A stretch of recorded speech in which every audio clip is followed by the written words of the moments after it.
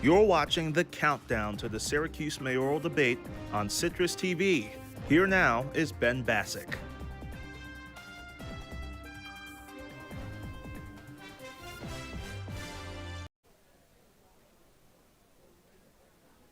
Welcome to the KG Ton Auditorium. We are moments away from Citrus TV's mayoral town hall, but first, let's meet the candidates who will be joining us tonight. Starting off with Tom Babylon for the Republicans. He's lived in Syracuse for 22 years, acting as assistant corporate counsel for the city from 2008 to 2018. He led initiatives in housing, business development, and acted as the city's labor and employment attorney for 3 years. He ran in mayor in 2021, losing the primary to Jeanette Berman. Moving on to Alfonso Davis, running on the Independent Integrity Accountability Collaboration line. He's a longtime Syracuse activist, born and raised in the city, and previously ran for mayor 3 times. Sharon Owens is running as the Democrat, serving as deputy mayor for Ben Walsh since 2018, beating Pat Hogan and Cholma Joke in the primary. She is also appearing on the party line for Working Families. Independent Tim Rudd is running on the Independent Transparency and Accountability line. He was the city's budget director from 2020 to 2025 before being fired by the city for comments regarding Sharon Owens. Those are the candidates, so now we welcome you to our pre-show panel featuring Chair of the City of Syracuse Republican Committee, Kevin Ryan, and Democratic County Legislator Maurice Brown. Gentlemen, thanks for joining me. Thanks for having me here. We're going to go through a series of questions here. I'm going to start off and pose this question to both of you, but first I'll have you, Mr. Brown. What would you tell Syracuse voters ahead of this mayoral race, and can you kind of justify your endorsement? So I'm supporting Sharon Owens. I think she's, ready to serve from day one. The city of Syracuse, we're facing a lot of challenges, and we want somebody who can go in and get it done right away. Like, we don't have time for a learning curve, so I think she's the best candidate to serve come day one, and that's why I'm supporting her. Awesome. Thank you. Same question to you, Mr. Ryan. What do you say to voters? What's your message, and justify your endorsement? Well, I think in terms of a learning curve, I don't think you'd have one with Tom Babylon having served in the Corporation Counsel's office for as long as he has. But I think the question for city voters is this. To paraphrase the great Ronald Reagan, is the city better off than it was 8 years ago? If it is, if you're happy with the direction the city's going, with the way crime is being handled, with the way funds are being spent, then fine. You should vote for Sharon Owens. But if you're not happy with the way city government's being run, then we might suggest a different course, and that's to vote for change. Vote for Tom Babylon. The city has been run by the Democrats for a generation, and I think that really it's time for change, and we need a new direction in this city. You mentioned those past 8 years under the Walsh administration. Plenty of time to make an assessment of that administration. I'll turn back to you, Mr. Brown. What do you think is the biggest accomplishment of the Walsh administration over the past 8 years, and where do you think there's room for improvement? The biggest accomplishment of the Walsh administration, that's an interesting question. I have not thought about that. I know generally he's done a lot around housing and just community development. We're in a housing crisis, and he made that a focus of his in getting that solved. What was the second part of the question? I'm sorry. Where's the room for improvement, and what would you like to see for the next mayoral candidate? So there's room for improvement in a lot of places. I would like to see the next mayoral candidate kind of take poverty head on. I would like to see more transportation initiatives. Vision Zero is currently sitting at the Common Council's desk, but it can save lives. Transportation and poverty are linked, where the shorter someone's commute time is, the easier they can get out of poverty. And we haven't taken it directly head on, and I think transportation can do that, and I think Mayor Owens is going to be the one to lead that change. I'll pose the same to you, Mr. Ryan. Biggest accomplishment of the administration over the past 8 years, and where's the room for improvement? Well, I'm going to echo the comments of my esteemed colleague next to me. He wasn't able to name one, and frankly, I can't either. If you look at the record of this administration, we have millions and millions of dollars of funds wasted on a payroll improvement project that never happened. Grant funding that never came through for District 15 because they couldn't get the project's paperwork submitted on time. We hear about the debacle with the way that the lead testing was done in the city. No accountability for that. How many hundreds of thousands of dollars were wasted in an effort to tear down a statue, which frankly, many citizens of Syracuse want kept up? I don't think there's been any accomplishments, any achievements, or any, frankly, record to run on. And quite candidly, I think the strongest argument that Sharon Owens has to run is the fact that she's a Democratic candidate and they enjoy an enrollment advantage. I think if the voters of the city look at the candidates, look at their resumes, look at what they propose to do, I think the choice is easy, that it's Tom Babylon for mayor. I want to ask you mentioned Sharon Owens. Mr. Brown, do you think being unable to name an accomplishment of the administration in which she served as deputy mayor is a shortcoming in this race? Negative. So Mayor Walsh is an independent, and his dad was, a long-term serving Republican. I understand the desire to pin Mayor Walsh's, record on Mayor Owens, but they're not the same people. She was a member of his team, and she had a job that she, served honorably. She led the police search to find Chief Buckner. She did what she was asked to do, and she did it valiantly. I think it's unfair to take, Mayor Ben Walsh, white man, young, and say that Sharon Owens is going to give you the same outcome. I just don't think that's logical, and I think the voters get that too.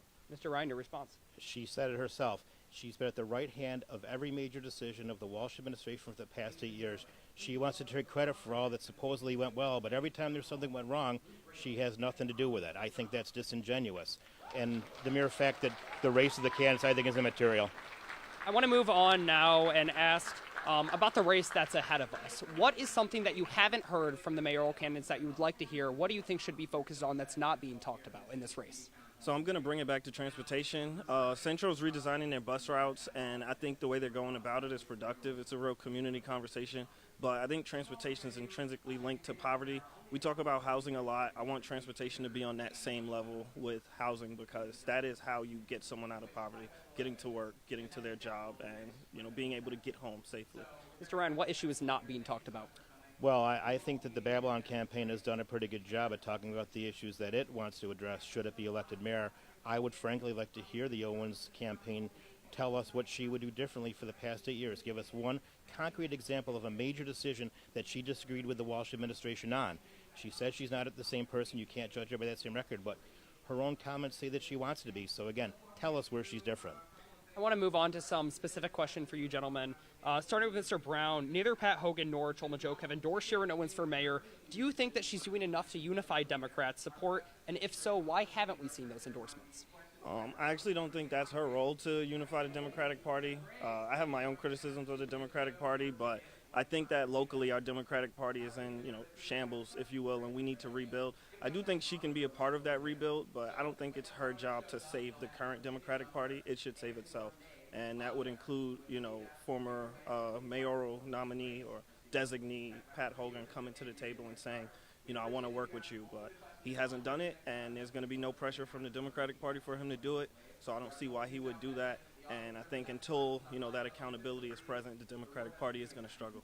Do you think he should go forward with that endorsement? Do I think Pat Hogan should endorse Sharon Owens? Yes. Yes, I think because she's the best candidate in the race, not because of the party politics. Mr. Ryan, the last mayoral race, the Republican candidate won by just 12%, or lost by, garnered just 12% of the vote. What's the path forward for Mr. Babylon in this race? To do exactly what he's been doing, to come forth with a record of achievement and what he hopes to do when he becomes mayor. Remember that over 10,000 people in the city of Syracuse voted for President Trump last year, and if you take those numbers and you include the people who are dissatisfied with the Walsh-Owens administration and people who, if they take an honest look at the two candidates and their platforms, I think there is a path to victory for Tom Babylon. I want to ask another question to you, Mr. Brown, just kind of give you a chance to comment on this. You drew some criticism from Republicans following the 2026 budget vote. I want to give you a chance to respond, particularly about your vote against extending military pay and benefit coverage for active duty county employees. Your response. Yeah, so we hadn't talked about that in committee, and the wording was off. It didn't look like it looked last year, so I caught that. And when I caught that, I was not comfortable voting.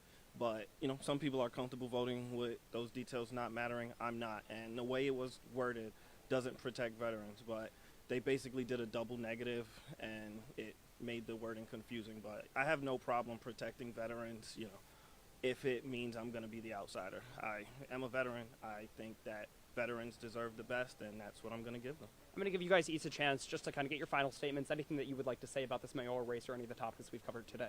I would just like the voters of the city of Syracuse to take an honest, hard look at both candidates or all four candidates running, look at their records, look at what they choose to do, what they propose to do as mayor, and I think if you take an honest look at the campaigns, what they stand for, what they want to do, I think Tom Babylon is the better choice.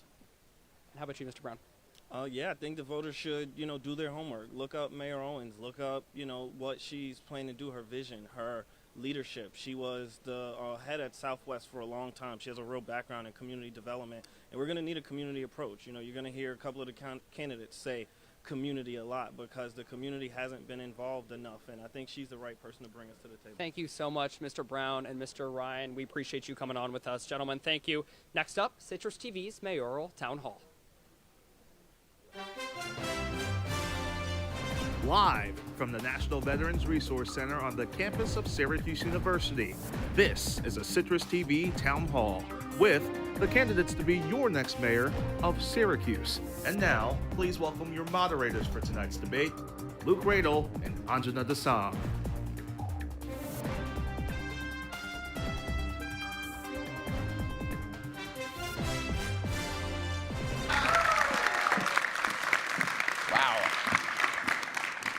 Good evening, everyone, and thank you for joining us live from the National Veterans Resource Center. I'm Luke Radel.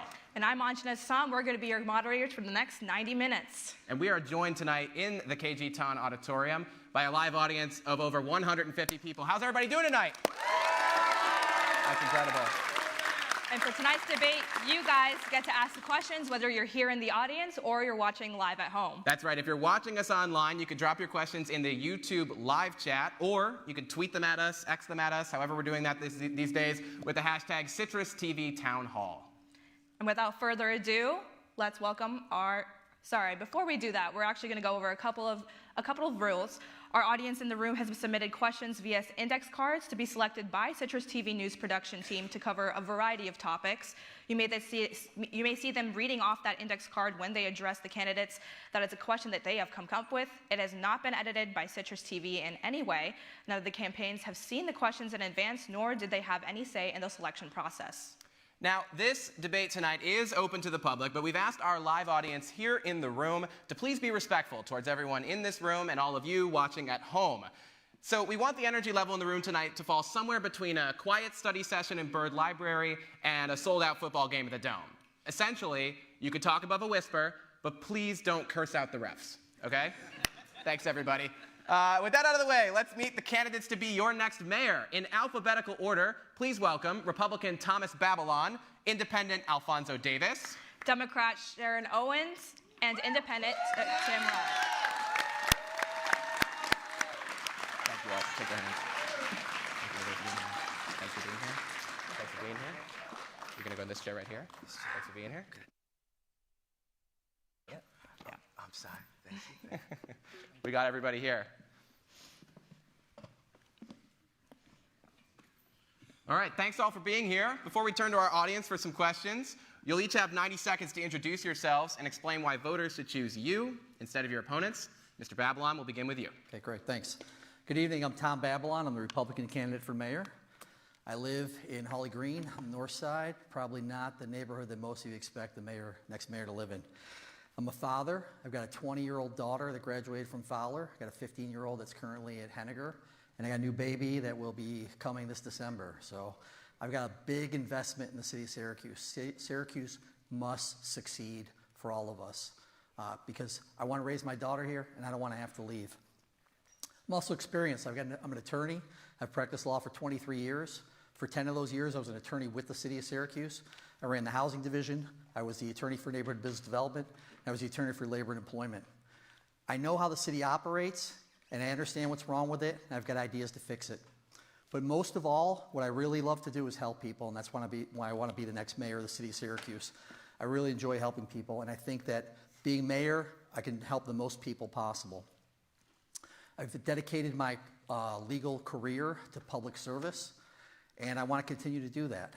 I want to make Syracuse a place where kids and their families are not afraid to go out at night on the streets. I want to make it a place where everyone can be successful. I want to make it a place where we don't have to choose between paying our taxes or paying for groceries. So with all that, I really have a lot of great ideas, and I hope you check them out. I appreciate you all coming here tonight, and I hope I can count on your vote in November. And thank you very much. Thank you, Mr. Babylon. Mr. Davis. Well, thank you very much for having this debate. I think it's awesome. It is good to be up on this campus. Again, I was up here some time ago. I remember when I was the president of student government at OCC. Franklin Redd was the president of OSA. And we actually sued the Board of Election to give students the right to vote if you live here, if you went to school here, because at one point you couldn't vote because they kind of made sure we actually took Ed Cisniak to court and won. And that's why students, if you choose to register and vote here between the time you come 8 months, you could actually vote here in the city of Syracuse in the local elections. My name is Alfonso Davis, born and raised here in the city of Syracuse. I'm a financial planner, life insurance agent. I used to be a school teacher in the Syracuse City School District. I'm hopelessly in love with my city.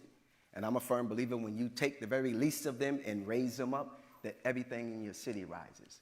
I've worked on many political campaigns. I've managed Charles Anderson's campaign, Langston McKinney's campaign, and satellite campaign manager for Mario Cuomo. So I've been in the political process for a very long time. I'm a community activist. I love my city, but I know that this city can do better. A lot of people in our city are suffering when 48% of the people, 47% of the people are paying 100% of the taxes. You cannot sustain your city like that. You have to have a vision, you have to have leadership, you have to have a skill set, and you have to have the ability to work to bring people together. Under my administration, if you bless me with your vote, we will make that happen. God bless you and thank you. Thank you very much, Mr. Davis. We encourage folks to register to vote. We have tables out in our lobby to do that if you're interested. Ms. Owens? Good evening, and thank you for having us here today, and thank you for having us in this amazing venue. My name is Sharon Owens. I'm currently the Deputy Mayor of the City of Syracuse. I came to Syracuse from the Finger Lakes as a student here at Syracuse University in 1981. That may seem ancient to many of you. And was here from 81 to 85, where I earned a degree in economics. It was also then that I had the pleasure to walk on to the inaugural women's track and field team, powerhouse group of women.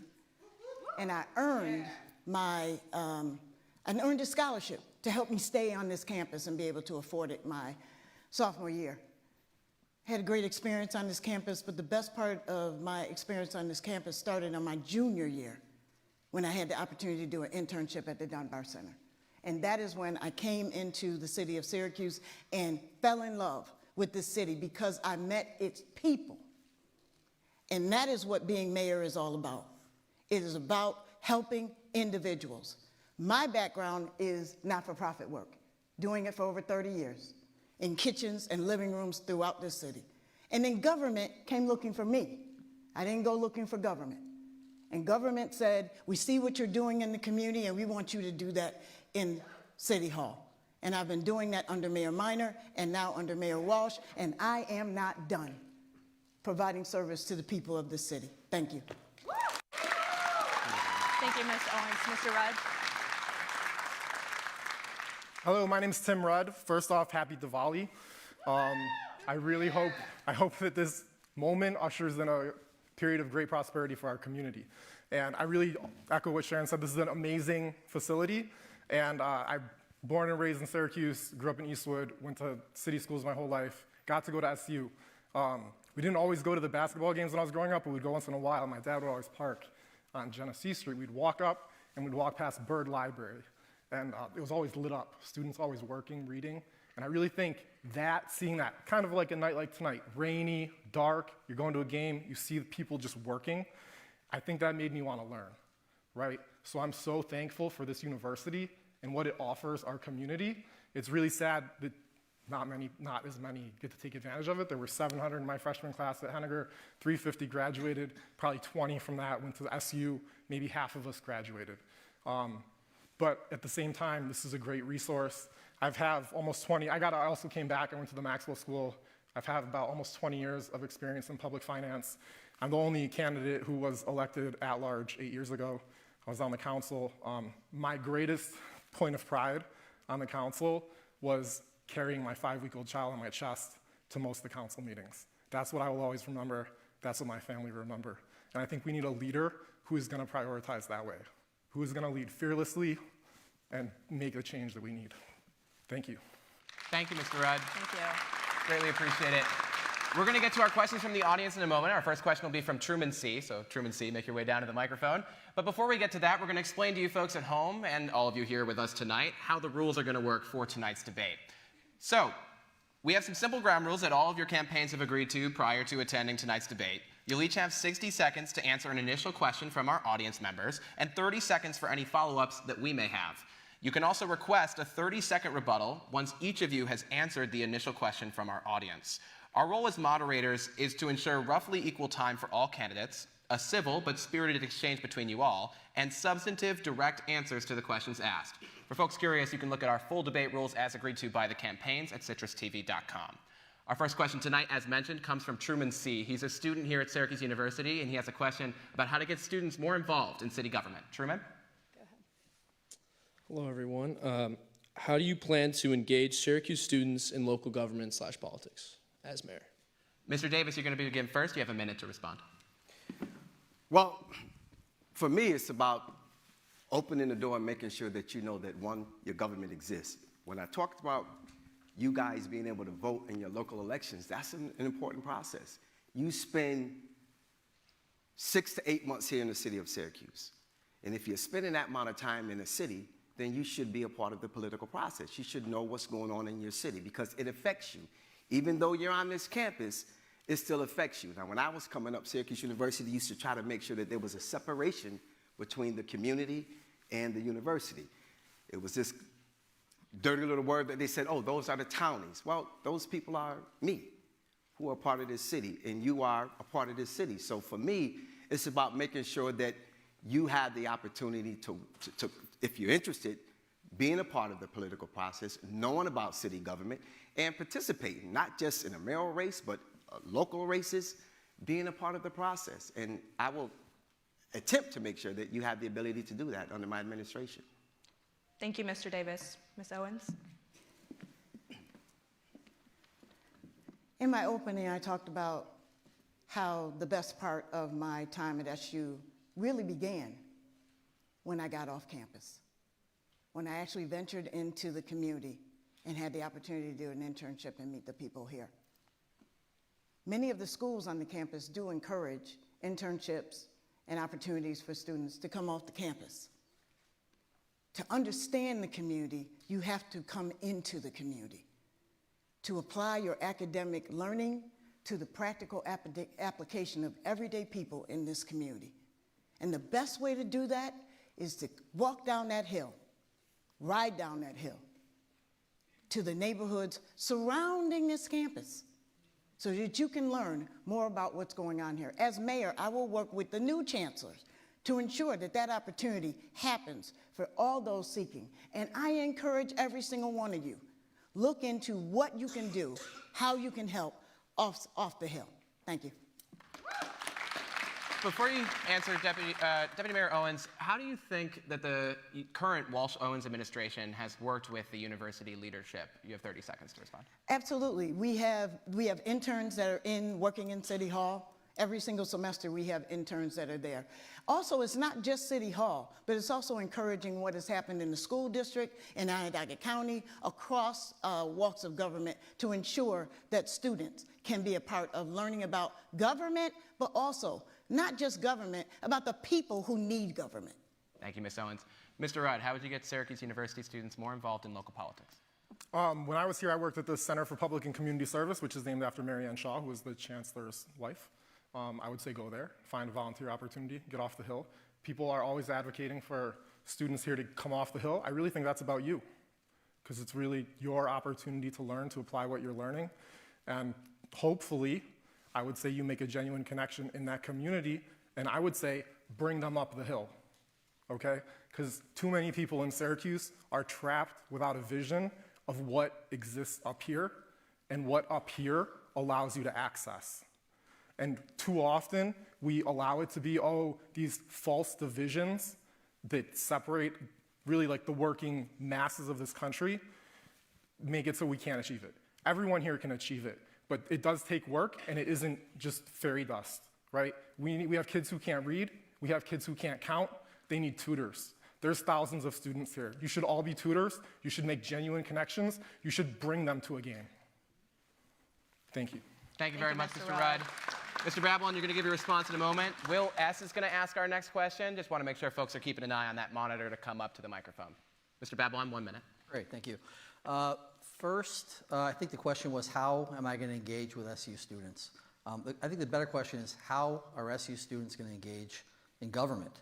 And you guys have a campus of tens of thousands of people here. You got all 4 mayoral candidates up here, and we got 150 people in the audience. So how do we get students engaged in government? You guys have to understand, a lot of people think that they're just here on vacation for a couple of years. That's kind of how a lot of people are in college. I know that's how a lot of my friends were in college. And I feel a little disadvantaged because I didn't go to SU. I went to University of Florida, so we have the same colors, so there's a little confusion sometimes when I walk around on game day. But you guys have to become involved. You have to understand that everything that happens in local government affects you, whether it be public safety, whether it be your right to go out and enjoy the city, whether your garbage is going to be picked up. So you guys have to do a better job of telling your friends to get involved with local government. Thank you. Thank you, Mr. Babylon. Our next question will be from Will S. He has a question about Micron. Thank you. Thank you for our hosts, and also thank you for our candidates for the important work that you're doing and trying to do. So this city and this community have seen wealth created before and then had the rug pulled out from underneath it. And there's obviously a lot of excitement with Micron coming and the wealth and the opportunity that might create here. But I'm curious, given the past, what would you do differently this go-round to make sure that Micron and what other businesses may come to this community are really putting down roots so that that wealth and that opportunity will be here sustainably? And in particular, of course, I'm curious about who you think the primary stakeholders in that conversation should be, other than Micron, obviously, because they're not in the city itself. Thank you. Ms. Owens, you can go first.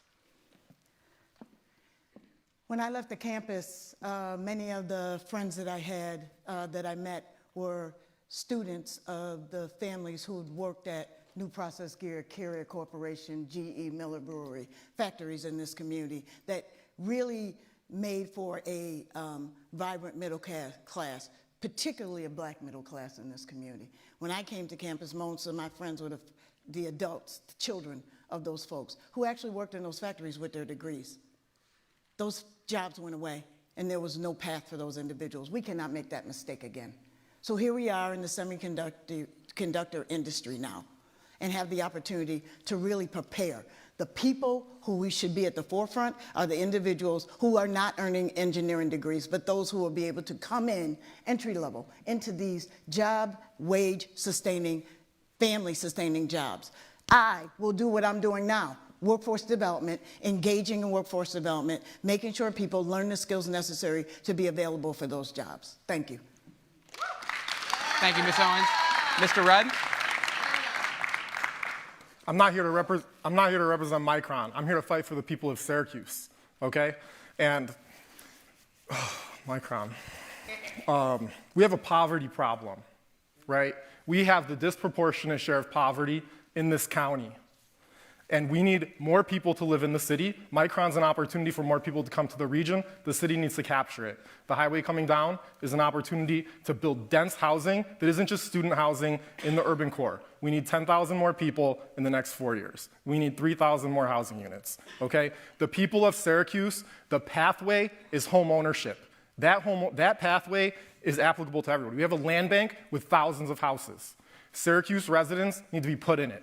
Ben Walsh and Sharon Owens seemingly have earned every penny they've ever gotten from the government. They think the government is the solution to our poverty problems. It is not. It's private banks. We paid $1 million for consultants to come in and tell us how to address our neighborhoods, and we didn't have a single bank lender there. We had one DEI person from KeyBank. There's no lending. We need the banks to come. We need people in Syracuse to own their homes. Everyone, black, brown, purple, white, everyone. Buy your home now. The values are going up. The city government can help. Mr. Rudd, thank you. Mr. Babylon? So Micron's coming. I don't think there's any doubt that Micron will be here. The job for the next 4 years for the next mayor will be to get people ready for those construction jobs, because it's going to take 7 or 8 years before they even produce a single microchip. So what do we need to do? We need to get our residents into training programs and make sure they're ready to do those construction jobs. There's a lot of great training programs out there now. We need to build on that, and we need the city to continue to build on that. Tim's right. We're going to have a housing issue, a worse housing issue than we have now in the city of Syracuse. And we need to make sure that we make the city of Syracuse a place where the workers of Micron want to live, because this is an opportunity for us to really expand our tax base, to really bring a lot of revenue to the city of Syracuse. And I'm running out of time, but there was a discussion about who the stakeholders should be. Certainly the county executive, the county legislature. This is their project, 90% of it, and they're going to be sitting at the table with me. Thank you. Mr. Babylon, a 30-second follow-up. As the Republican running in this race, Republican leaders in Washington, like Speaker Johnson and President Trump, have said they want to repeal the CHIPS and Science Act, which helped make the Micron project happen. If Republicans in Washington took away our CHIPS Act funding, what would you do as mayor? Well, I think that the CHIPS funding with regards to Micron is already set. I don't think they can withdraw that. I think they're talking about other projects, perhaps in the country. I believe that you know how we accept. I mean, it's not my grant, okay? That's a county project. The city has little to no involvement in that project whatsoever. We have to be ready for that project, but there's nothing really that the mayor of the city of Syracuse can do to stop Trump from pulling any funding. But this funding is already established. It can't be pulled. Thank you, Mr. Babylon. Mr. Davis? Deputy Mayor Sharon Owens said something that was really true about Chrysler, General Motors, Cross-Hines, Crucible Steel, because I'm one of those individuals who worked at New Process Gear. That afforded me the ability to live where I live, to make a great living, because we had what many people called the Rust Belt. Syracuse was known as the Rust Belt. There was a lot of big businesses here, and a lot of people from where I grew up at worked at those companies. Micron, I think, is a great thing, but there's an issue. If you can't pass a clearance, if you can't get through a full background check, you're probably not going to be able to get a job at Micron.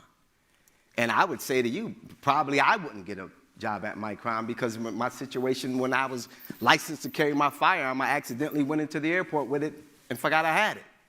So many people won't even qualify to get a job at Micron.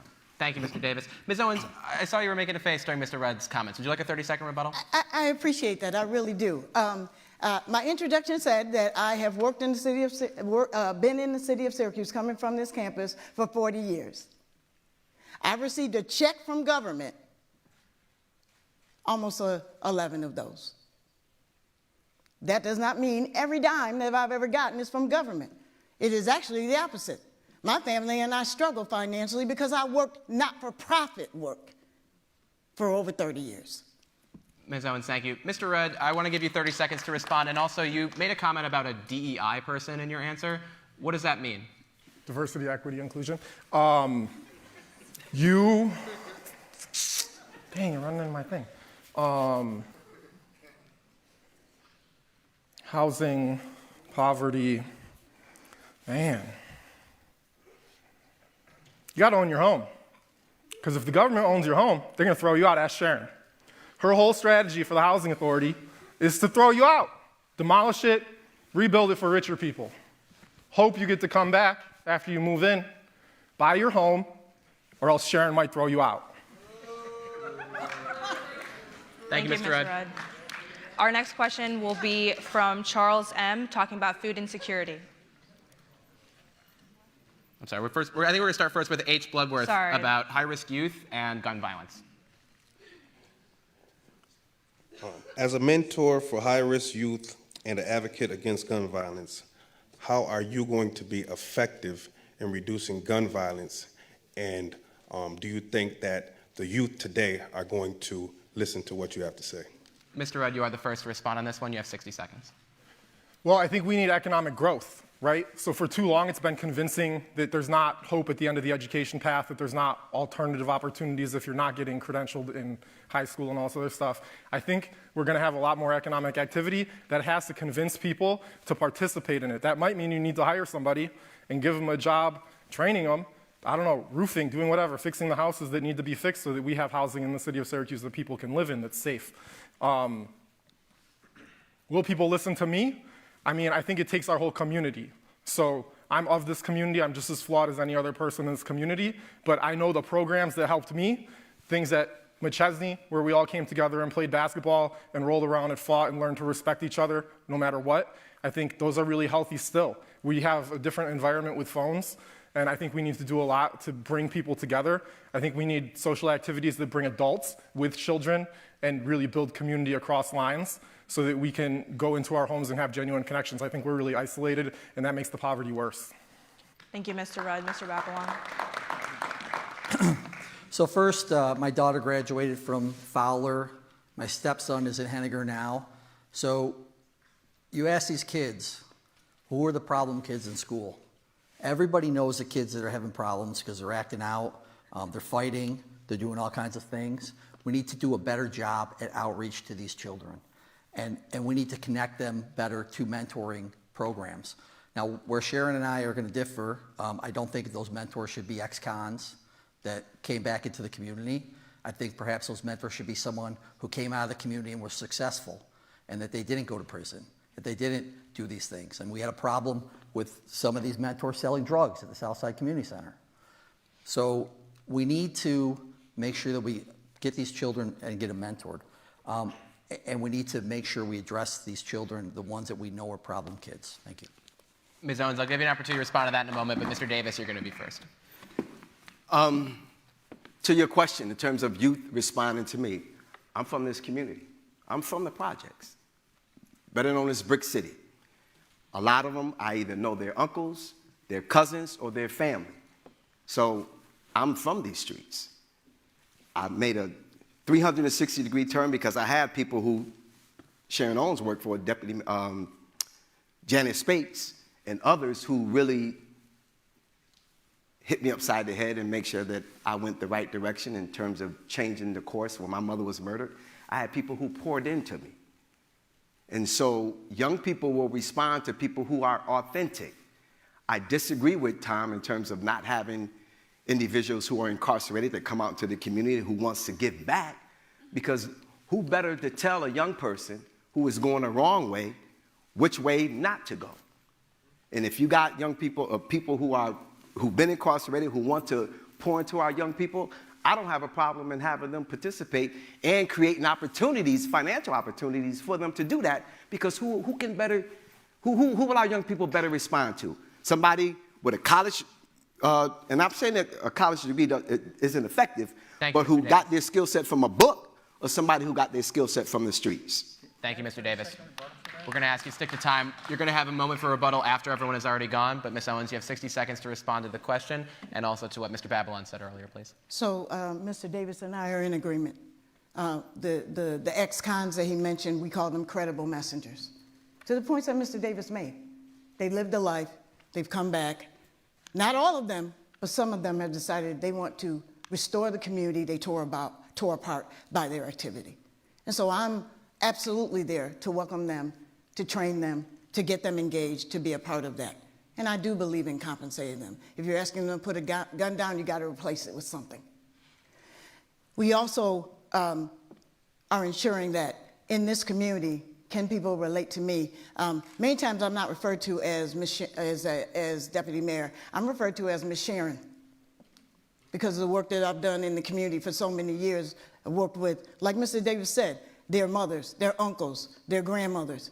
And so you might not have been born when that was going on, but your parents know me because of the work I did. And so now I'm here to help you. Thanks, Ms. Owens. And Mr. Babylon will give you a 30-second rebuttal. Thank you. So Alfonso said, who better to mentor our children than people that are in the community, went to prison and came back out? I'm going to tell you, how about people that came from the community, were successful, graduated from college, or had a successful business and never went to prison? We had people, these credible messengers, selling drugs out of our community center, right outside our community center. They're arrested, sentenced to prison. These are the people, they might be good, but they also might be teaching our kids how to commit crimes. How do you avoid the police? How do you sell drugs? How do you launder money? Let's get successful people to be mentors and not criminals or not ex-cons. Thank you, Mr. Babylon. Mr. Davis, 30 seconds.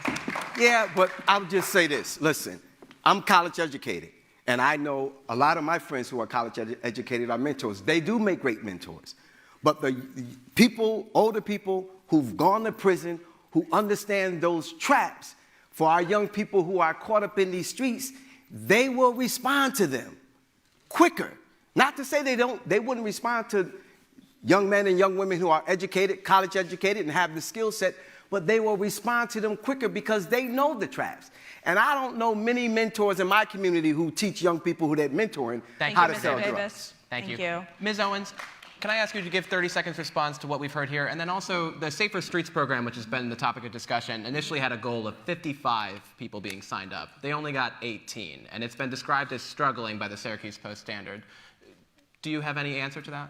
A couple corrections. Okay. It was 50 individuals. These 50 individuals weren't identified by me. They were identified by law enforcement because they're known by law enforcement to be individuals with high risk to use a gun. Safer Streets' goal, while there has been a lot of talk about it, was to stop individuals from picking up a gun to solve a dispute.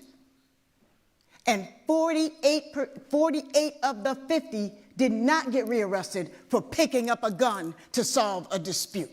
Thank you, Ms. Owens. Mr. Rudd, 30-second rebuttal. So I'm a numbers person. 90% of the kids in city schools can't count. 98% of the people in city government can't count.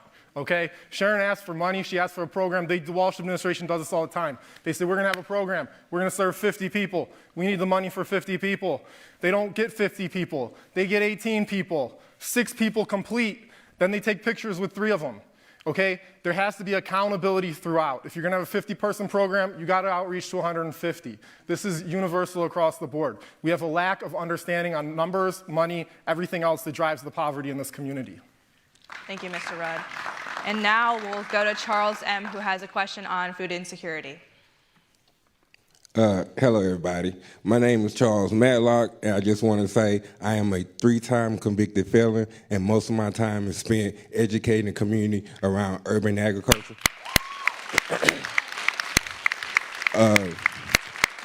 So my question is, how do you plan on supporting urban agriculture and food insecurity in Syracuse? And I'm going to say the new grocery store in the Valley Plaza is not a solution. Charles, thank you for your question. Mr. Babylon, we'll begin with you for a minute. Well, Charles, first I want to say thank you for your mentorship. I appreciate that. But I think that you would also recognize that everyone that comes out of prison, whether they be a 3rd-time convicted felon or just a 1st-time convicted felon, may not be appropriate to be a mentor. And we saw that where we had these mentors selling drugs at our community center. So I hope you recognize that those were not appropriate mentors, and I appreciate what you do. Food insecurity, community gardens. I know that you're involved with urban farming, I believe. I think those are great. I'm very supportive of all of those things. We've got, we have programs to help food insecurity. There's a lot of food pantries. There's also a lot of smaller shelters. I'm all for that. I think that as a community, we need to come together and make sure that everybody's fed. And again, I appreciate your mentorship. And I wasn't coming at you. I want you to know that I wasn't coming at you. But I think there's better ways to mentor our children. Thank you. Thank you, Mr. Babylon. Mr. Davis. You have a minute to respond. You have a minute to respond. The new grocery store that they're building down in the valley, I don't think is the answer neither, because it's not going to be a full grocery store. There's a food desert in certain areas in our city. It just is. And the problem is that we don't have nobody who's really interested in coming in, putting money into these areas to kind of really invest in the community. But we have people in our community who want to open and start a grocery store. And I think we need to, under my administration, if I'm blessed to become the mayor of the city of Syracuse, I'm going to focus on finding some people with some capital investment who want to come into the community. And I got relationships with people in New York City, D.C., and Chicago, and Philadelphia, who have capital, who wants to actually do some business in the city of Syracuse.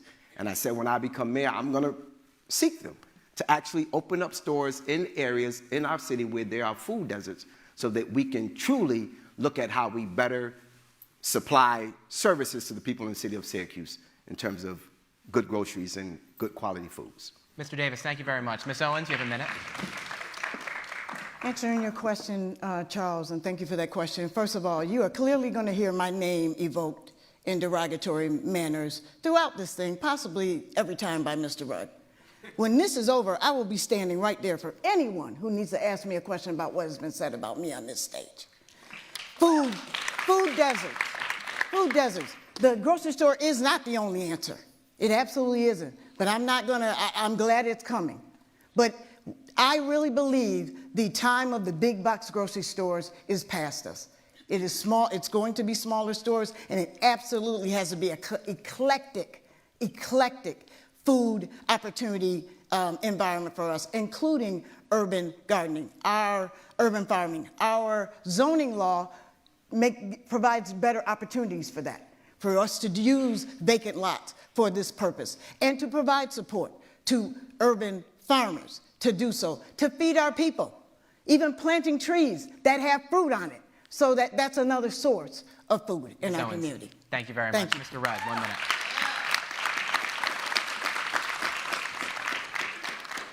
Charles, it ain't where you're from, it's where you're at, and I'm glad you're right here. All right? And I'm the only one who saw you at that Community Garden for Sustainable Agriculture event. I rode my little bike there, and I had the apples. I brought apples.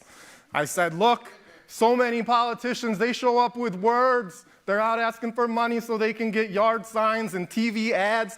I went to the community garden with the apples that my family grew in the community garden across the street on the south side, right? We got 5 kids in my house. We got 2 dogs, 7 chickens. Gardeners are artists, right? They don't need no money. We got vacant lots, and we need more artists, right? We need more gardeners, people who can take some seeds and some plants and cultivate life and show other people that life has value in this community, right? Because we may not grow up with it, but we need to have it, right? And whatever gets Syracuse to appreciate life, value it, cultivate it, respect it, we need to do it, right? So chickens for everyone, neighborhood farms, wherever. If I could get goats, let's do it. A chicken in every pot. I feel like we've heard that one before. Mr. Rudd, thank you. Thank you. And our next audience question will come from Amanda B., talking about superintendent in schools. Thank you so much for being here and taking our questions. To what extent could you comment, and to what extent can the mayor's office influence the issue of the lack of a national search for the new superintendent, especially given the dire rankings of Syracuse City School District recently reported in the local media in math and English language arts relative to New York State? Thank you. Yep. So the question's about the lack of a nationwide search for a new superintendent, given our dire rankings in ELA and math. Mr. Davis, you'll have 60 seconds to respond. Well, I don't have a problem with the choice that the school board commissioners chose in terms of Ms. Odom as the new superintendent. She's born and raised here in the city of Syracuse. She went to school here in the city of Syracuse. She's got her degree in education here, and she's showed her worth. So could they have opened it up for a national search? They could have. We've done that, I think, about 3 different times that I can recall. But I don't think that the person that they chose is a bad choice. Yes, we do have to raise the level of our test scores in the city of Syracuse. And this is where your question comes in about participation. We need young people who are here at this college to come out and volunteer. Come and volunteer. We have several elementary schools, and we have 4 or 5 high schools. Volunteer and participate. Help change the paradigm swing by participating in the process in the educational system that will help. Because while they are doing the work, and we have some great teachers, my daughter is one, Mr. Davis, in the Syracuse City you. School District, but we need assistance, and you can help, and that's one of the ways. Ms. Owens, 1 minute. The decision to not go out is that of the school board, elected officials elected by you. I agree that I've had a good relationship with Jaime Alzea, Tony Davis, and now Pam Odom. And I believe she is an educational professional who has her heart set for the school district of this city and the children in it. I propose, and I'm going to be really pursuing, appointing an ex officio individual to the board. Non-voting, but ex officio. Our tax dollars, 2/3 of them go to the school district. I would like some insight into board operations. I think you do that by appointing an ex officio member of the board. So I'll be pursuing that when I am mayor. Thank you. Ms. Owens, as deputy mayor, did you encourage Mayor Walsh to do that? To appoint an ex officio member of the school board? No, I'm talking about Sharon Owens today, when I'm mayor after November 4th. That's what I'm going to do. Mr. Rudd, 1 minute for a response. Woo! Alfonso, how many mayors of Syracuse have been city school graduates? Ain't a one. None. None. You got Alfonso and me, and you got some more people who went to better schools. Sharon's been the deputy mayor for 8 years, and her answer is ex officio. Okay? I think my GOAT answer is better than that. Okay? Pam, the school has its own board. I will do everything to support the board and the new superintendent. Okay? We have a problem with being truthful about what's going on in our city. I don't think that's exempt in the school district. But you know what? It's really not my place, other than as a resident, eventually as the mayor. I would push those board members to be transparent with the issues so that we can find real solutions. I would partner with the superintendent to be transparent so that we can find real solutions. And I will do everything we can to have a school and community. The schools can't fix it without the community can't fix it without the schools. Mr. Rudd. We gotta work together. Ms. Owens, would you like a chance for a rebuttal? I'm sorry, wait, before we do that, we're gonna let Mr. Babylon respond. Mr. Babylon, please. Okay, I appreciate that.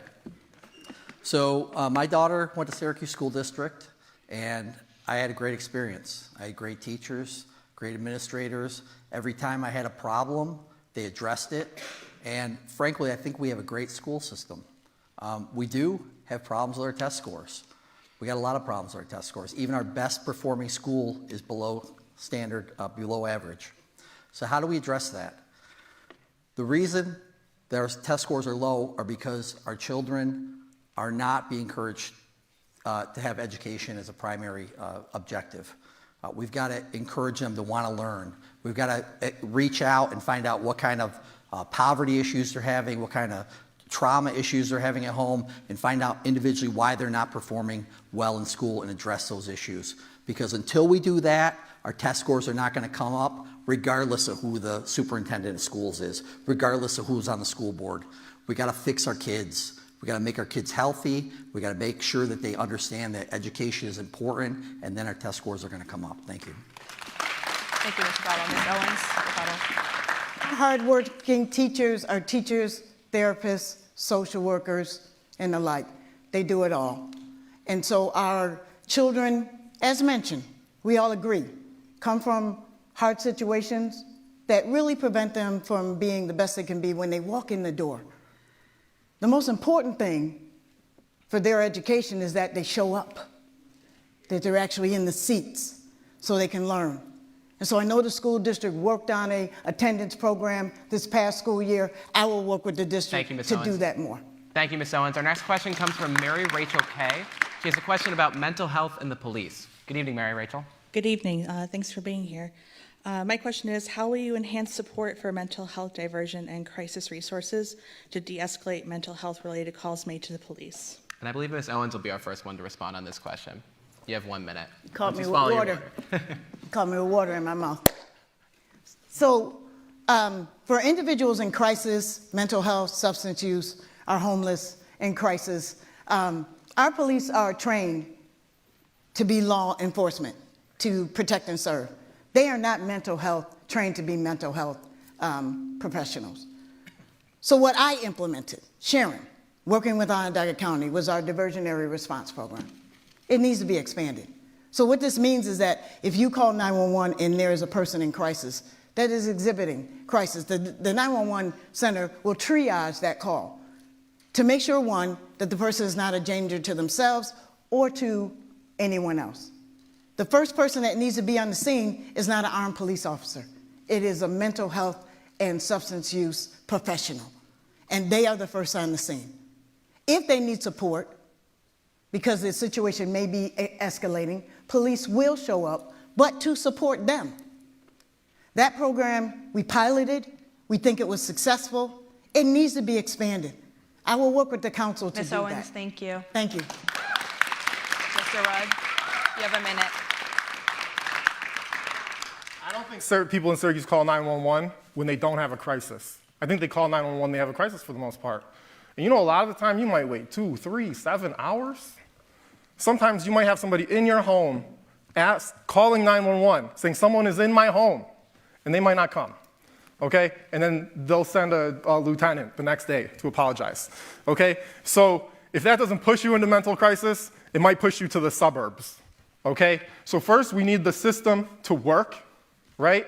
And then I'm pro-data, right? Also, the police, the first responders are not armed. Like, the police are, but like the paramedics, the crisis intervention, the counselors, all those people, they're not gonna go kick down the door to have a conversation without the police, right? So they're gonna wait for the police. So the police are a key element here, and there has to be like respect for the police up front, and I think we can do that, but we have to be transparent about everything, and we do need data, because the police are very talented people. They study, and if they have the data, they will do their best to be thoughtful in the engagement when they have good information on an individual that makes them more safe. Thank you, Mr. Rudd. Mr. Babylon, 1 minute. Okay.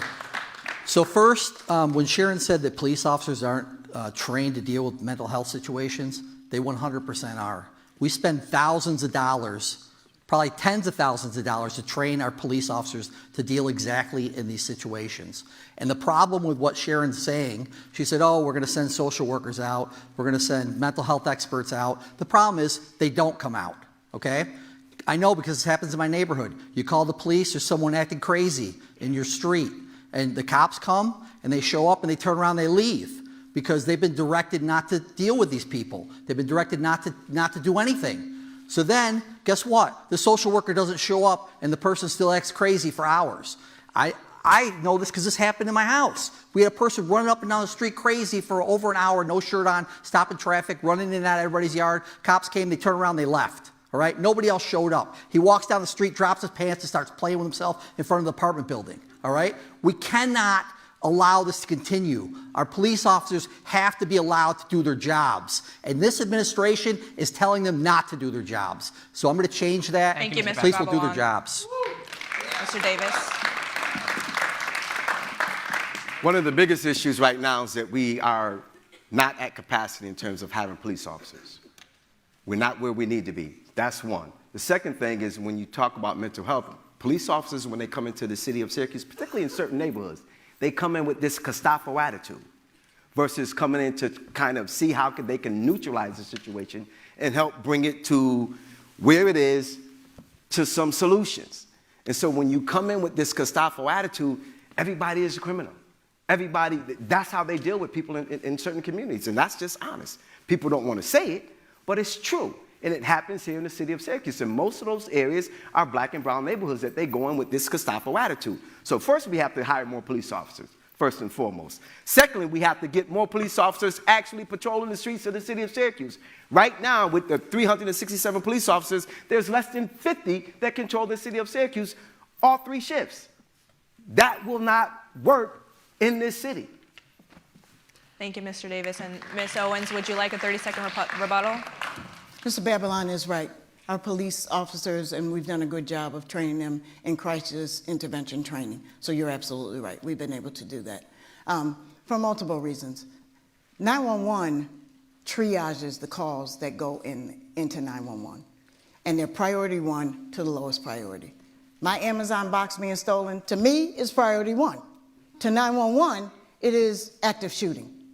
And so that is where our officers, when it's believed they're not showing out, it is the deployment from the 911 center that determines what calls they go to first. Thank you, Ms. Owens. Would anybody else like 30 seconds? Mr. Babylon? Please. So first of all, the cops aren't showing up because we don't have any cops. We're down 100 police officers in the last 7.5 years. And that's directly related to our current administration. One, because they don't support the police officers.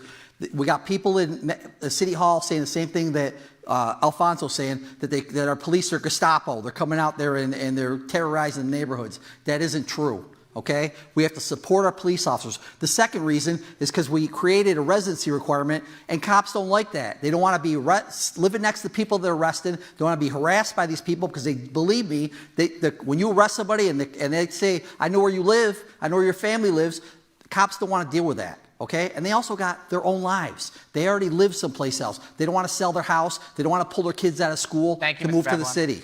Mr. Davis. Well, yeah, I hear you, Tom, but I experience the people that come to me and ask me to contact different people in city government about how police dealt with them. The Citizens Review Board, I helped write that policy. So I know what Syracuse police officers have done and continue to do within the neighborhood. And I'm not saying that they all are bad, but when you come into the neighborhood, when you come into the community, treat people with respect. That's all, period. Mr. Rudd? We have cops, right? We have 300 and, how many, 70? 67 officers. But we got a do-nothing mayor who's a coward. He doesn't manage anybody. He doesn't hold anyone to account. Not the police, not the IT department, not the financial payroll, none of it, none of it. I don't know what he's doing, but he's not being the mayor, and Sharon's no different. That's why he hired her. 8 years. We're gonna get more of the same. We don't need more, we need to manage it. We have a lot more issues to get to, a lot more of your audience questions to get to. We're also going to get to your questions submitted in our YouTube live chat. In just a moment, we're going to take a brief break and show you a preview of our upcoming election night coverage. Lots more to come. Stay with us right here on Citrus TV. For the first time in 8 years, the city of Syracuse is electing a new mayor. And if you want to be the first to know the results, join us in prime time as the polls close. I'm Luke Radel, and I'll be your anchor and managing editor, joined live in the field by Anjana Dasam, Ben Bascuk, Sophia DeStasso, Maura Vaughn, and Jackson Breslin. Plus, joining me in studio for insights and analysis are Isabella Galan, Roman Verna, Peter Berry, and Drew Matiazik. Join us 9 p.m. November 4th, only on Citrus TV.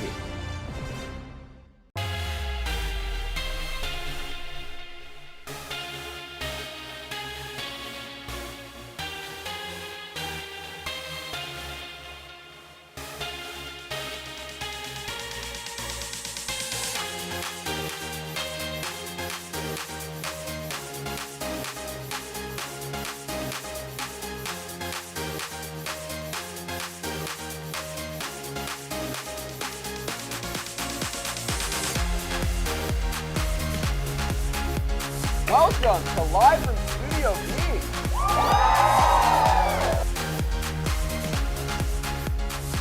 Welcome to another episode of Culturally and Technically Legal. Previously on Survivor. Welcome back to the Esports News Box, where we break down this week's esports news into digestible sizes for easy consumption.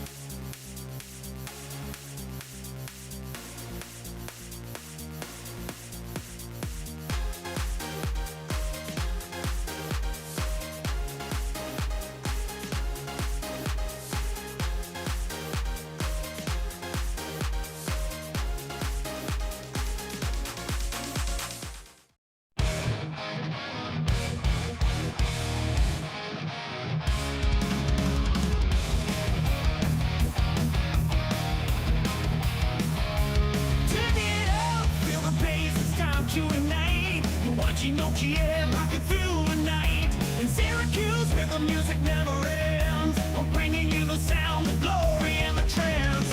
From classic hits to the brand new sound, OT is the heartbeat of the underground.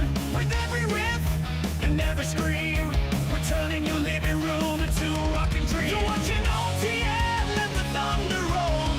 Hard rocking rhythms that will shake your soul. On the stage they scream, we bring the fire. OTN television takes you higher. Guitars are shredding, the crowd's going wild. Syracuse vibes with a rebellious style. Locals are legends, they all take a stand in the world of rock. Hey everybody, welcome back to Citrus TV's Town Hall debate here at the KT Town Auditorium. How's everybody doing tonight? We still good? Yeah. All right, we're going to resume our audience questions, starting with Patricia R., who's going to talk about the Walsh administration. Sorry, I don't think Patricia's up at the mic just yet. Do we have Patricia in the hall? We'd love to hear from you. If not, I can read her question. Yeah. Candidates, from Patricia, how do you explain all of the wasted funds by the Walsh administration, and what will you do to change it that you haven't done in the past? Mr. Rudd, we'll begin with you. Sharon, how do you explain it? Where to begin? I don't know. The $10 million for a payroll system, no payroll system. 5 years, $10 million. What was the internet thing? There were going to be an internet Wi-Fi thing. How many millions did we spend on that? Man, we're good at press. I think that's it. I think it's that the mayor is a press-centered person. He's better looking than me, right? But sometimes you just need a little substance. You need a little grit. You need somebody with a pair of work boots who wears them and isn't afraid to get them dirty, right? We got a lot of things to address, and we've had, like, the whole of city government run by PR people. The chief policy person is a PR executive.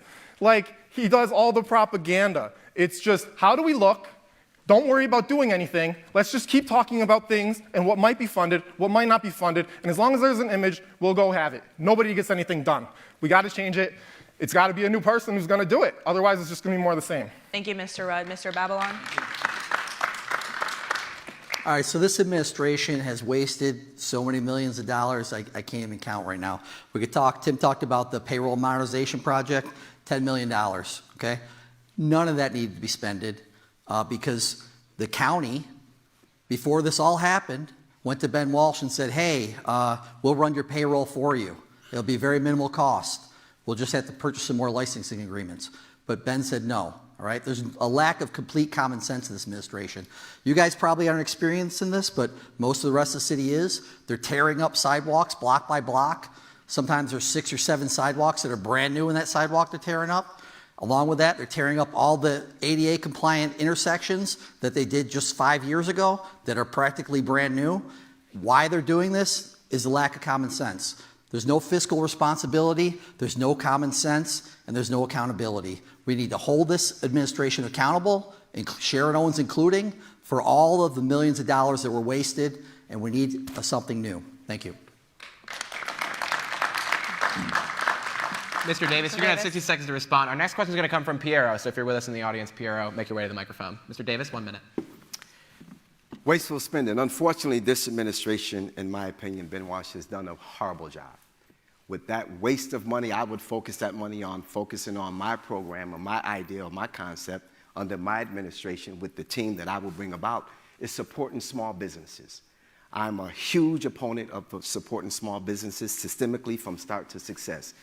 Using that money to actually grow your city, because every economist will tell you when you support small businesses and they grow in your community, that your city is stronger, your community becomes stronger, and you are able to really spruce up and really able to lift up the very least of them to change the dynamics for everyone else. So under my administration, we will just focus on using resources to support small businesses and some other capital investment ideas that I have that you can read on my website. Thank you, Mr. Davis. Ms. Owens? When I came to City Hall the second time, I came from Southwest. We had an automated payroll system. You registered yourself, and everything about how you got paid, when you got paid, the time you accrued was automated. I get to City Hall. We're a $300+ million organization filling out paper timesheets. I said, that makes no sense. So we went through a process to modernize the payroll. No shade on the school district, but it is clear that that process is not easy. I was the first to say that it was managed poorly. That's what leaders do, acknowledge where you make mistakes. The other thing leaders do is step up to fix it. And that's also what I did with colleagues of mine and an internal team that I give all credit to for rolling up their sleeves to put it right on track as we move from department to department to automate the payroll, which must have. Thank you, Ms. Owens. Mr. Rudd, would you like a rebuttal? We'll go to you next. Who? A 30-second rebuttal. It only became mismanagement when it became fraud, right? Once they started talking about fraud, Sharon got brave and said mismanagement, right? That's when the accountability started to roll. It took 5 years. Sharon said day one. Day one, I came from an automated system. 8 years later. 8 years later, we don't have it, okay? And that's not all we don't have. I'll just leave it there. I yield my time to Sharon. All right. Mr. Babylon, you're next. Ms. Owens, you can go next. So Sharon says she fixed it. What did she fix? $2 million grant gone, Another $8 million of the city money gone. They just asked for another $900,000. We still don't have a payroll modernization project. Nothing has been fixed. We don't have any way. They're still, in fact, I talked to a city employee yesterday. They're still doing the time cards. 7 years later, $10 million less. I mean, this is the epitome of wasteful spending. And for Sharon to say that she fixed it when absolutely nothing has been done is incredulous. Thank you, Mr. Babylon. Ms. Owens, 30 seconds. Please. You'll be next. Please. It is moving along. Every department is not automatically using a payroll system, but we are moving along in that process.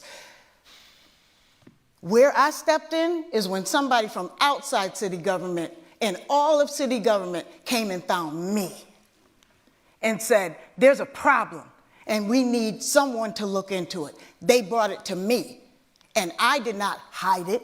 I've been called a fraud. I've been called deceitful. I didn't hide anything. I opened it up to be investigated. Thank you, Ms. Owens. Mr. Davis, 30-second rebuttal. I'm about solution-based. It's about solutions. What's the solution to the issue that we have?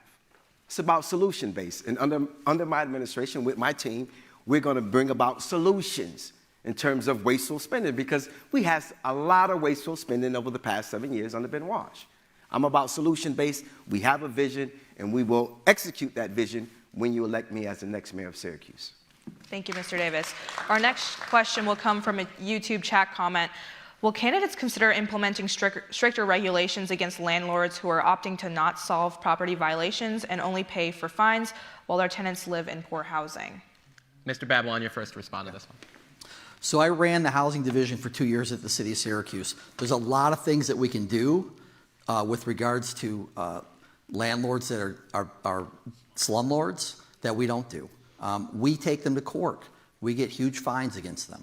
Sometimes fines many times more worth than what the property is. They just sit there as a judgment.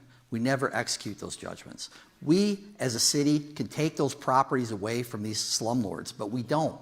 Why don't we do that? That's something that I'm definitely willing to do. We need to do a better job. Also, we need to identify these tenants that are in these slumlord properties, and we need to educate them about the kind of conditions that they're entitled to. Because a lot of people that are renting these properties don't understand they're entitled to good plumbing, they're entitled to electricity, they're entitled to all these things. And we need to get them into, if these things aren't fixed, we need to get them into housing that's appropriate. Thank you.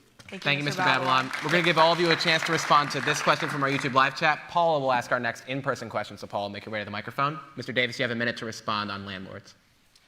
Holding landlords accountable in the city of Syracuse has been a dismal process. I would like to think that it could be better, and I know it could be better, especially the slumlords.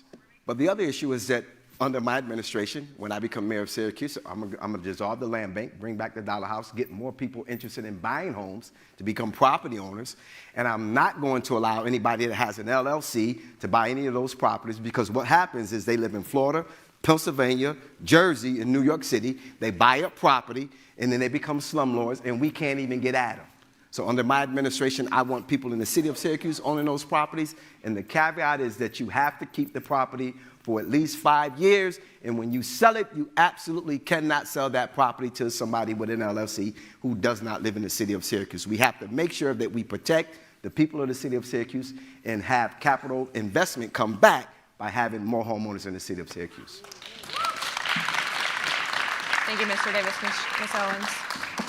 I think we all agree that people who own property, particularly as a business, there's a responsibility to the people who live in those properties.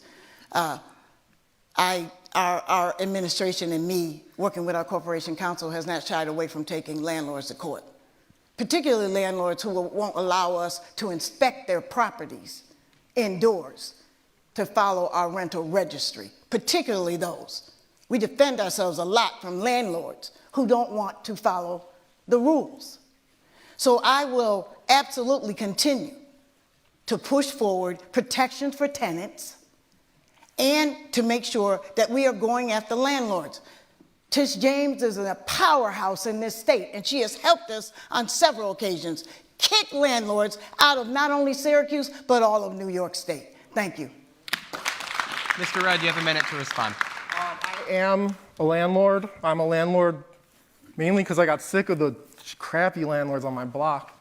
Everything I own's on my block. There's a need for codes to do their job. There's a need for the government, when it pays, to cut off payments aggressively, right? I'm not afraid of having codes people, right? But you gotta have it done. Like, I don't think they're getting managed any better than the police or the financial stuff. You know, that's why codes is a mess. They say they do stuff, they don't do it. They need to walk around, they need to see the outsides, they need to do that to get in, to get a warrant. Sharon mentioned something, I don't think it's intentional. And I think this is in like New York State. Like, anybody ever heard of NOAA, naturally occurring affordable housing? That's when like people like me, who don't have a lot of money, kind of own a home, and we recognize that the relationship between landlord and tenant is one of interdependence. Like, I need my tenant to do well, they need me to do well, and when we both do well, we do well. And we kind of get a symbiotic relationship. But these regulations at the state level are pro the companies. They're gonna put the individuals who own homes out of business, and they're gonna make it so you can't rent from any of those people, because they're not gonna own them anymore. It's making it so that hedge funds can come in and buy up all the properties, hire people. They want the codes, they want it hard, because they don't want us owning anything. If the city government doesn't fight for us, nobody will. Thank you, Mr. Rudd. We're going to move to our next question from the audience. It comes from Allie, and she has a question about the Trump administration. Good evening. Hi, everyone. How do you plan to work alongside the current administration, the Trump administration, successfully? We're going to begin with you, Mr. Davis. Working with the Trump administration, wow, that's a big question. As mayor of the city of Syracuse, I'm gonna work with anybody, but the people that I will be looking to work with specifically would be Chuck Schumer and Gillibrand, because those are the immediate contact individuals toward his administration.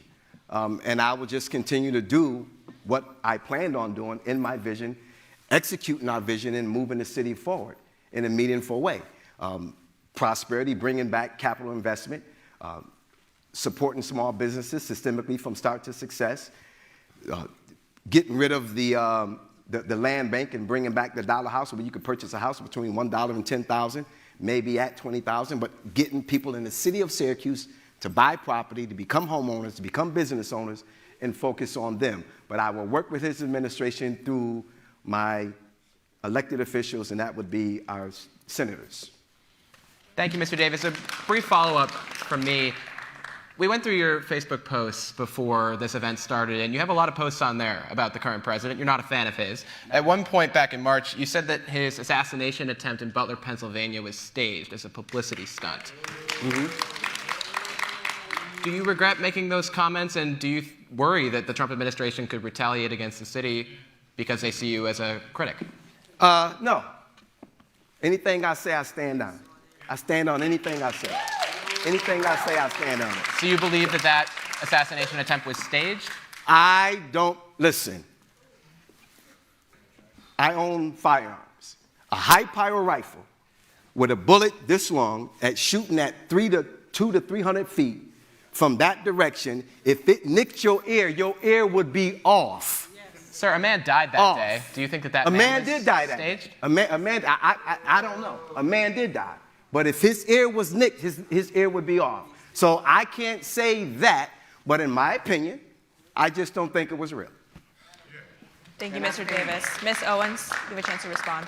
1 minute. Working with the Trump To administration. the Trump administration, yes. Unfortunately, under this current administration, we get funding that comes from the federal government, whether it's to serve people or to help our infrastructure. We cannot exist without that money. The balance is going to be not sacrificing who we are as Syracuse.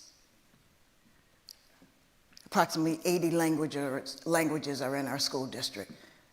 That is a demonstration of the best of who we are, the diversity of who we are. This administration clearly does not appreciate that or respect that.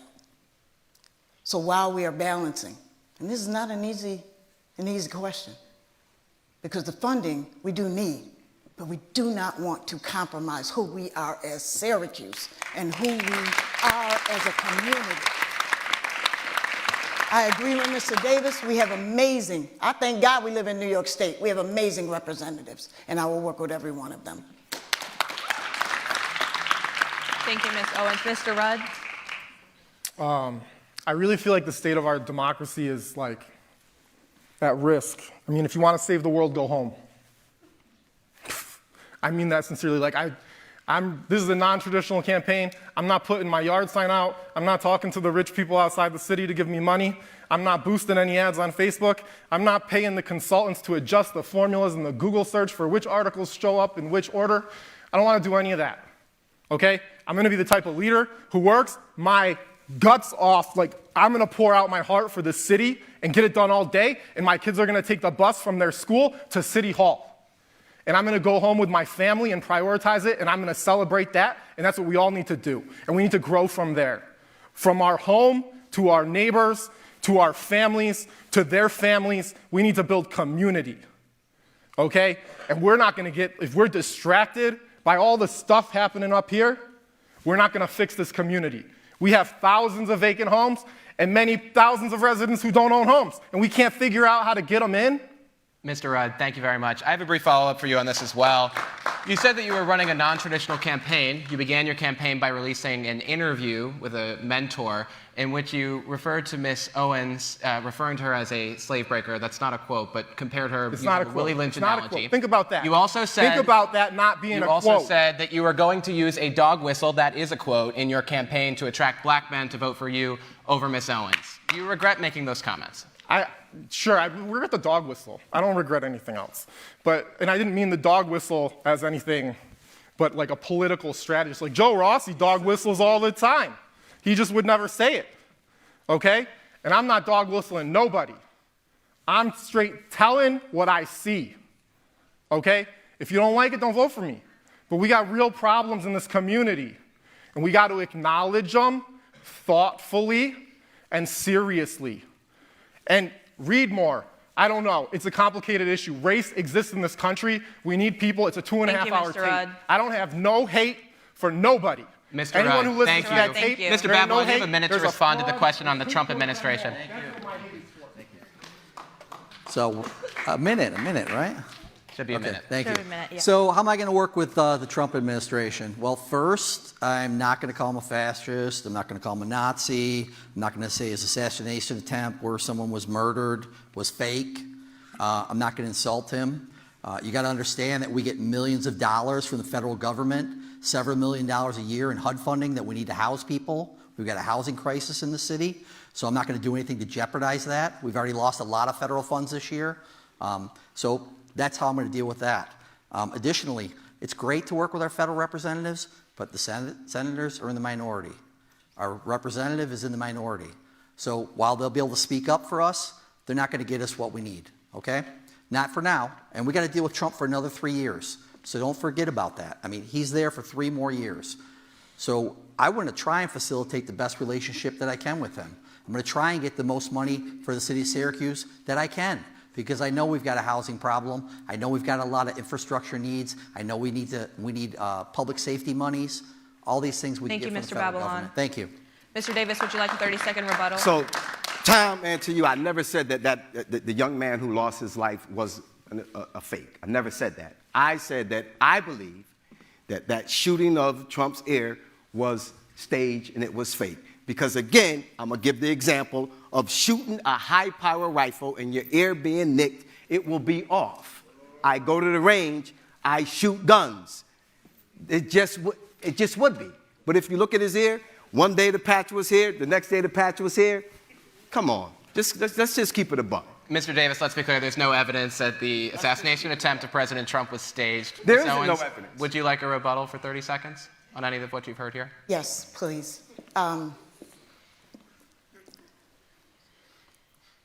Mr. Rudd was clearly upset when he went on a rant for 2.5 hours with, by the way, a landlord who sued the city because we wanted to inspect his properties.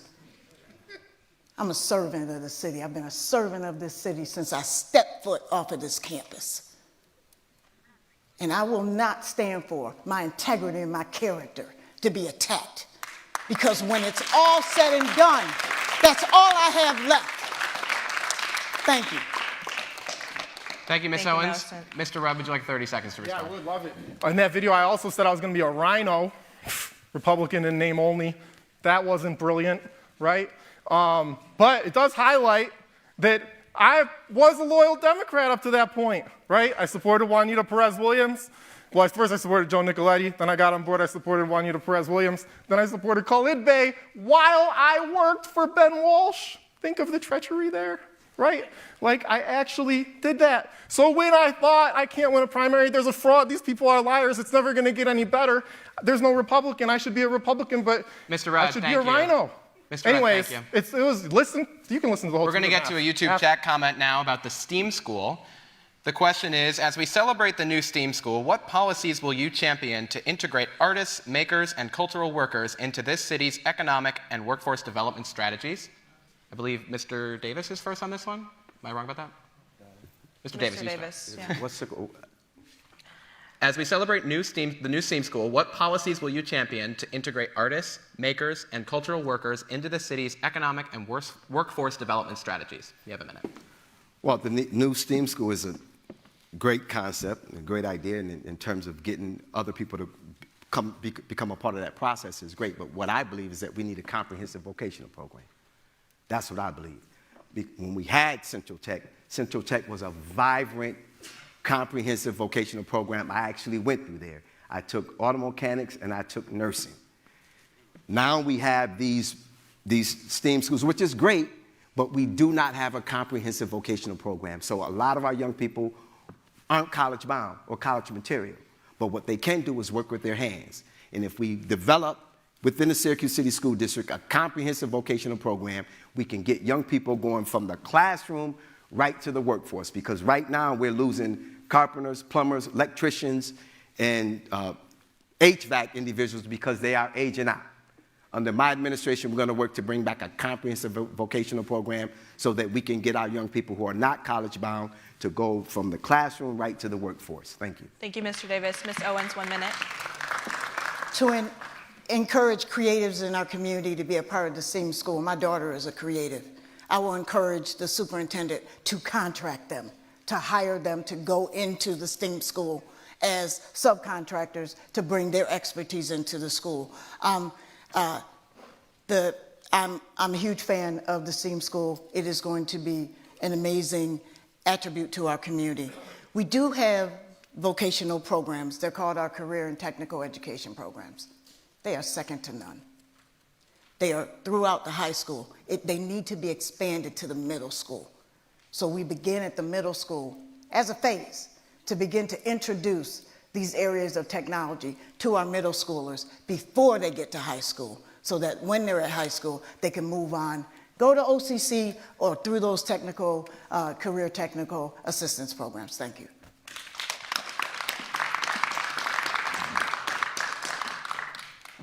I'm pretty sure the STEAM school is only open because Ryan McMahon knows how to break eggs to get things done. And if he wasn't sitting at the table, it wouldn't be anywhere near open.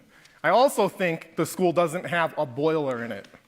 So I really hope it doesn't get cold quick, right?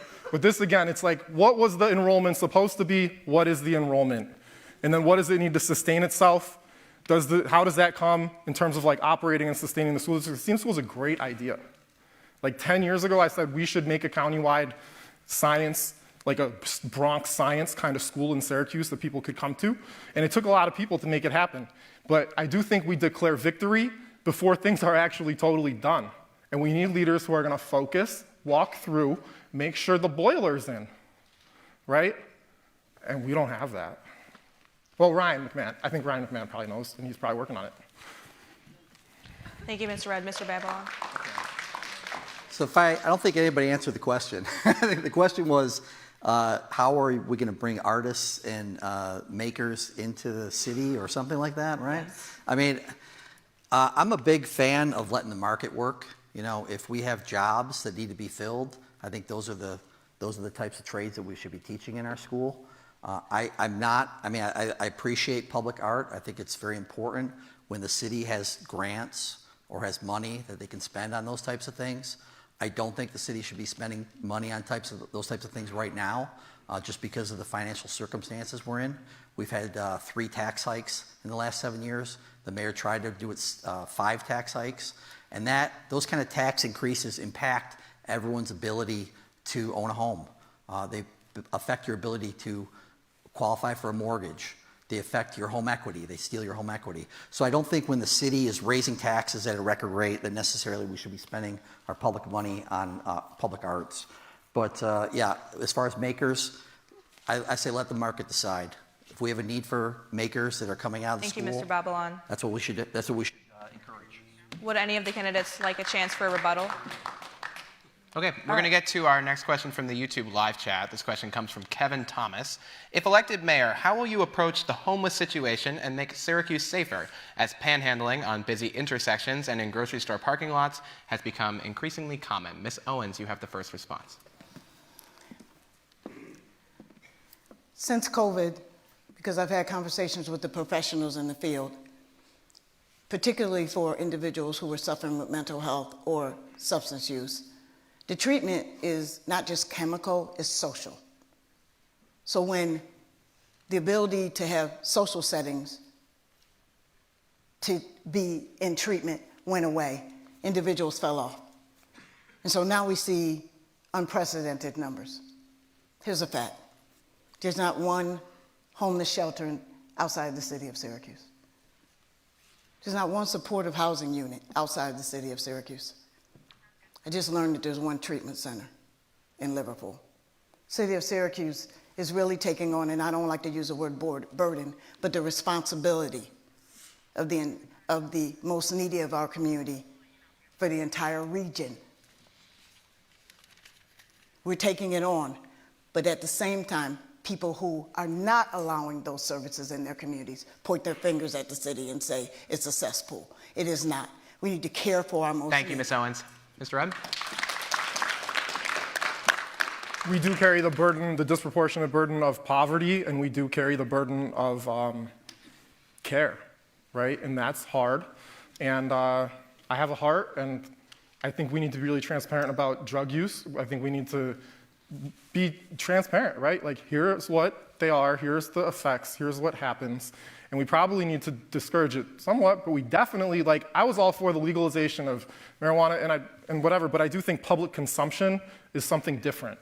And as a father, as a family person, I don't think we can normalize the public consumption of all kinds of substances, especially in our downtown, and expect to thrive and grow.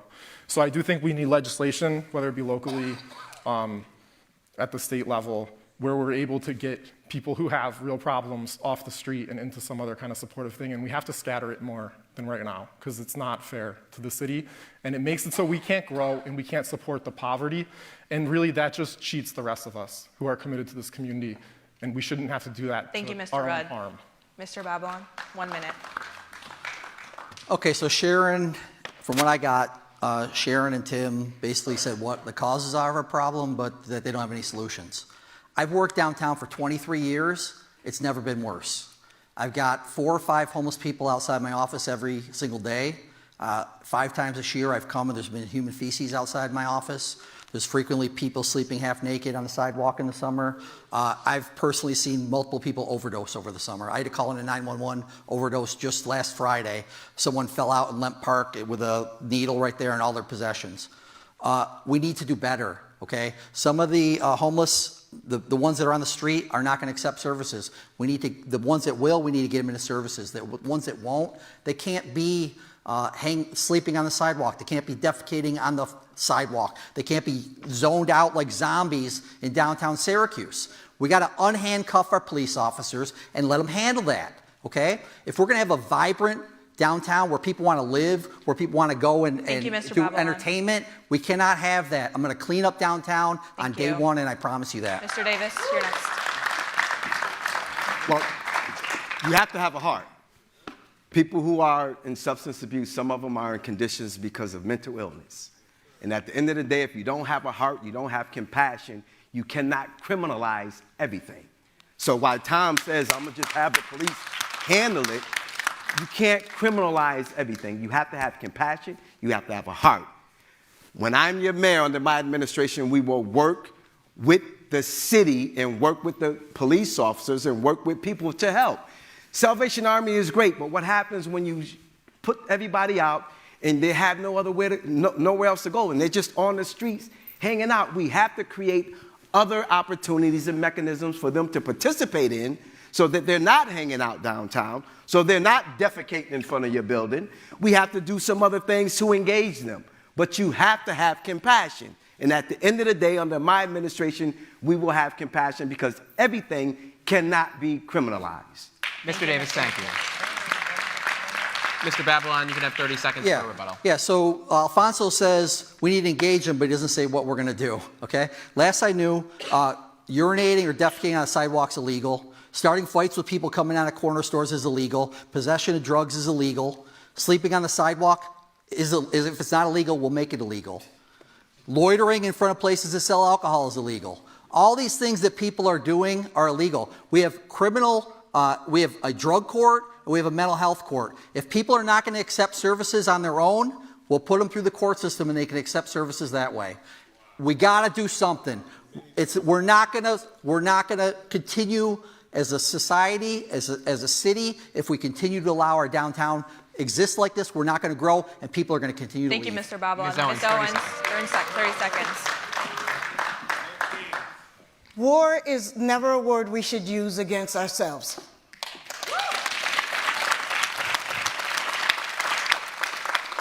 There has to be an understanding of the role of the mayor's office. Safety net programs are administered by the county. The shelters are funded by the county in New York State. I believe it was Mr. Davis. We have to continue to do what we're doing now, work with the county and work with the state to expand the services. And the agencies cannot kick out people who have no skills to do anything else and wonder why they're just downtown. You have the beds, you have the space, let them stay there. Thank you, Ms. Owens. Mr. Wood, one final rebuttal. People in Syracuse love to throw shade at nonprofits, especially like the university. And I often defend the university because I think it brings a lot of value. But there are nonprofits that aren't such good actors. And I do think we should look at the data. We should be transparent. And I think there are certain partners that make a lot of money. I'll just say Helio Health. And I think we should be looking at the data, where the populations come that they serve.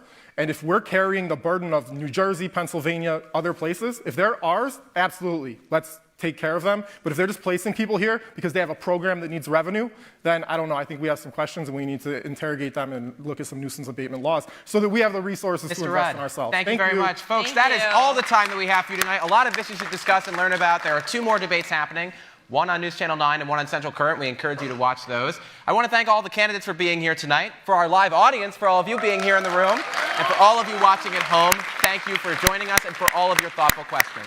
We also want to thank our partners who helped make this happen. Connect 315, which is an organization that links students on campus to the city and the surrounding community, just to talk about these important issues that we've talked about today. To the university and to our hosts here at the beautiful National Veterans Resource Center, thank you for your support. Without you, this event would not be possible. And the entire team at CitrusTV and our executive producer, Emma Poper, thank you for all your help in putting this event together. It couldn't have happened without you. And to see more of our team's outstanding reporting, be sure to tune in weeknights at 6 on our YouTube channel for our flagship newscast, News Live at 6, which Anjana anchors every Friday. And Luke will lead our election night special on Tuesday, November 4th, starting at 9 p.m. on CitrusTV, where you're watching this live stream, so don't miss that. Just 2 weeks from tomorrow, you all will head to the polls to decide who will be the next mayor of the city of Syracuse. We'll have a new mayor for the first time in 8 years, so we hope you join us for our live election results starting at 9 p.m. We'll be the only local TV station live in prime time with local election results. And the deadline for voter registration is this Saturday, October 25th. And as a reminder, SU students can register to vote from their dorm address or off-campus address. I made that happen for you.